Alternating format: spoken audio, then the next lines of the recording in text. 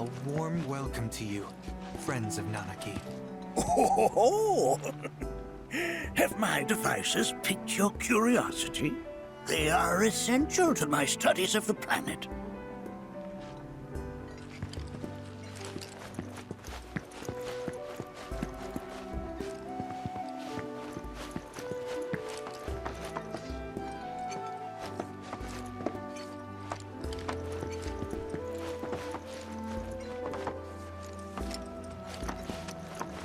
I never thought you could become even more... While that may appear to be little more than a glistening mineral at a glance, it is in fact a crystallized collection of our planet's memories.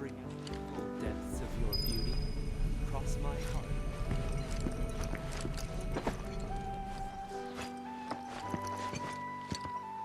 That's a scale model of our planet and the surrounding stars. One could say the dust it's collected represents the people who live upon it.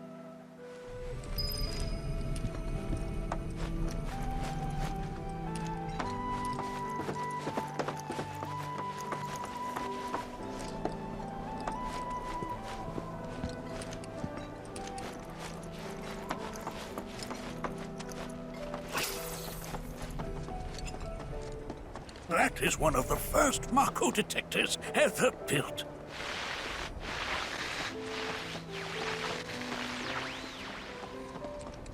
Though I suspect it can't detect much now.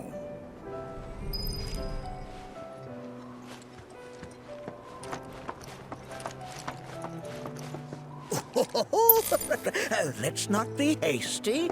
I'll show you that room later. Anarchy never had much exposure to the outside world. I can only hope his travels with you have served to enlighten him.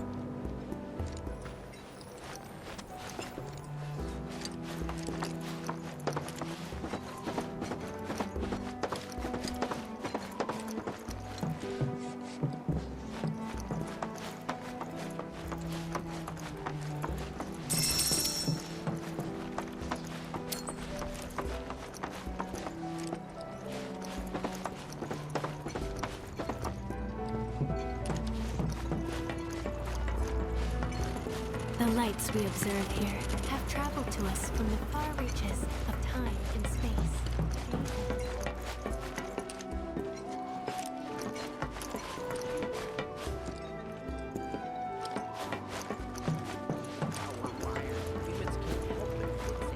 There is so much we have yet to learn about the universe. The planet connects us, one and all, for everything exists through her.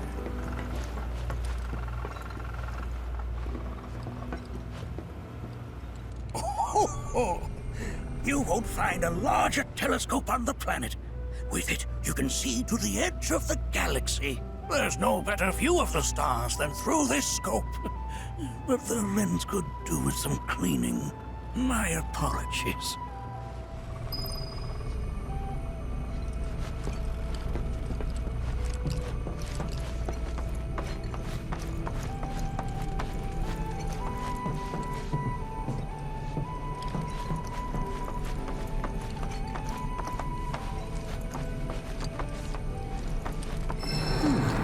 That again, huh?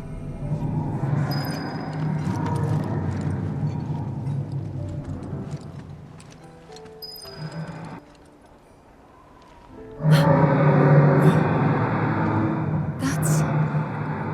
The planet crying out. A sorrowful dirge indeed. One I've heard all too often of late. This tubing allows us on the surface to hear the inner voice of the planet. What we just heard didn't come from the planet, though. That was definitely the voice of a weapon.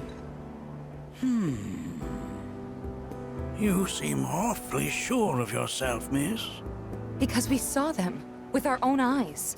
Two, in the Corel and Gungaga reactors. They were loud and huge.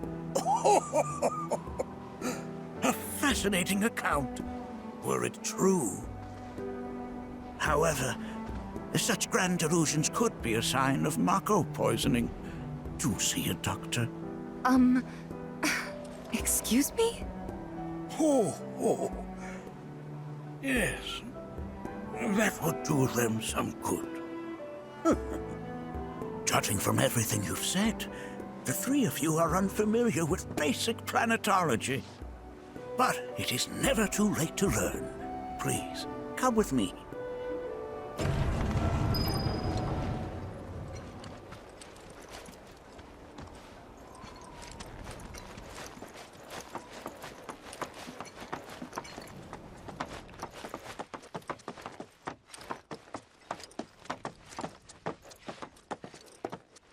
I present to you our planetarium.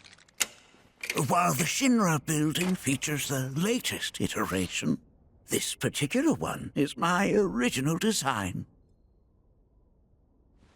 Now then, without further ado,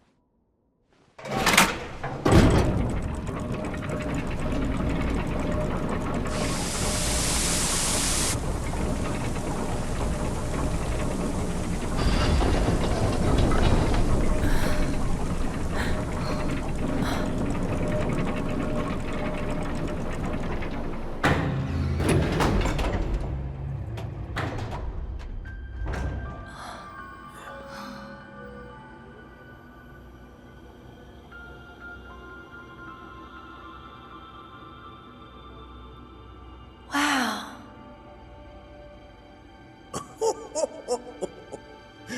this is only the beginning. A shooting star. Planetology is not simply the study of the cosmos and the celestial bodies that dwell in it. Rather, it is a quest to comprehend the cyclical nature of life.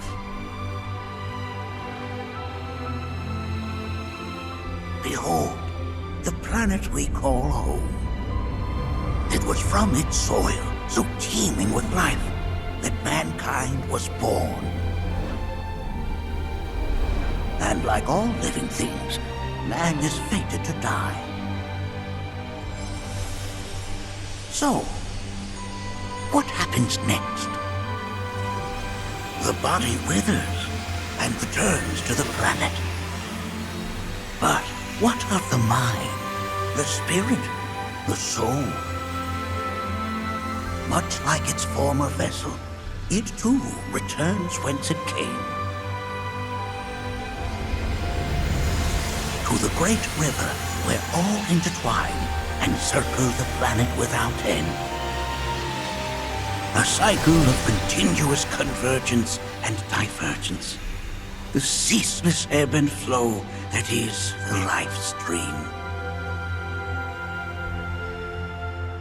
An apt name, though it is as much a reservoir as it is a stream, being the sum of the planet's spiritual energy. It is the very essence of our star, the blood coursing through its planetary veins.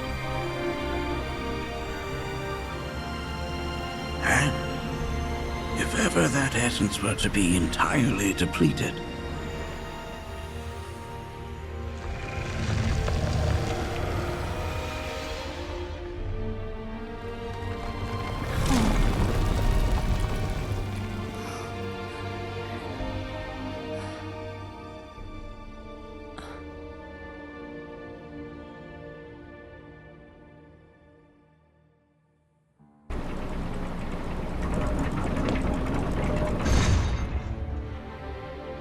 of course, these are but basic principles of planetology.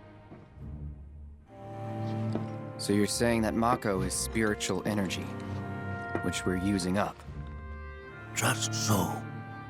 Siphoned from the planet and processed for industry, that energy can no longer fulfill its true purpose.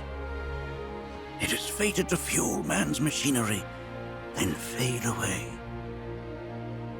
Okay, but does it actually fade away? I mean, what if it doesn't? What if it just returns to the life stream in a different form? Is that possible?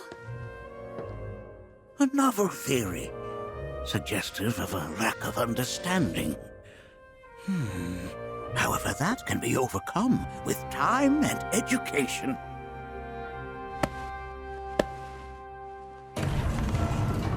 You rang? Please escort this young lady to our seminar room, would you?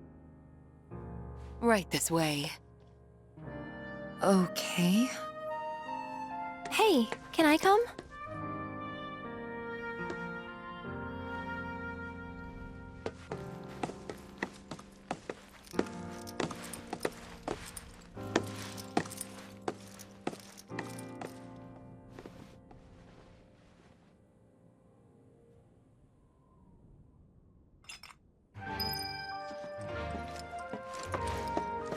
Got a question.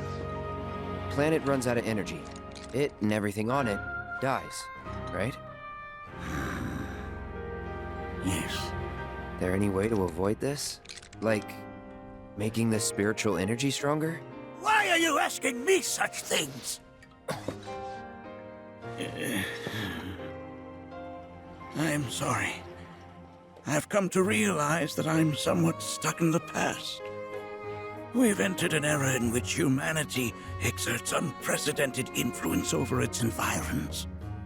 And as both the planet and society evolve, so too must science. And yet it seems that I cannot. Perhaps I'm much too old of a dog to learn any new tricks. Was my explanation of planetology not to your liking? Perhaps a seminar would provide a more agreeable experience.